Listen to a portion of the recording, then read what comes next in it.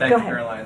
On the president's threat yesterday on social media to increase tariffs against China by an additional 50% in response to their retaliation, has he signed anything in terms of an executive order, any documentation around that? Will that additional 50% go into effect tomorrow? They will be going into effect at 12:01 a.m. tonight, so effectively tomorrow, yes. Look, I just spoke to the president about this, and he believes that China wants to make a deal with the United States. He believes China has to make a deal with the United States. It was a mistake for China to retaliate. The president, when America is punched, he punches back harder. That's why there will be 104% tariffs going into effect on China tonight at midnight. But the president believes that she and China want to make a deal. They just don't know how to get that started. And the president also wanted me to tell all of you that if China reaches out to make a deal, he'll be incredibly gracious, but he's going to do what's best for the American people. So China has to call first?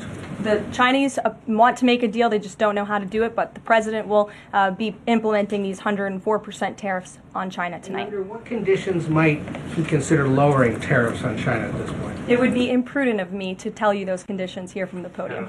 I do just want to point out one thing, that the president, everybody in Washington, whether they want to admit it or not, knows that this president is right when it comes to tariffs and when it comes to trade. In fact, Democrats have long said that the United States of America has been ripped off by the countries around the world. They just don't want to admit it now because it's President Trump who is saying that. In June of 1996, Nancy Pelosi spoke on the House floor.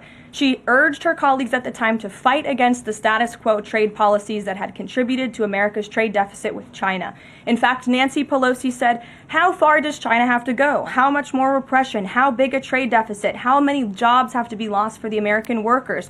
How much dangerous proliferation has to exist before members of this House of Representatives will say, 'I will not endorse the status quo'?" Those are the words of Nancy Pelosi in 1996. Well, President Trump is finally answering her call 27 years later. Nancy Pelosi can thank President Trump today for the 104% retaliatory tariff that will be going into effect on China. In 2007, Chuck Schumer spoke of our nation's crippling trade deficit, saying these are the kinds of records the American people don't want us to be breaking. The administration needs to move beyond words, take action now to reverse a trend that threatens our prospects for future economic growth.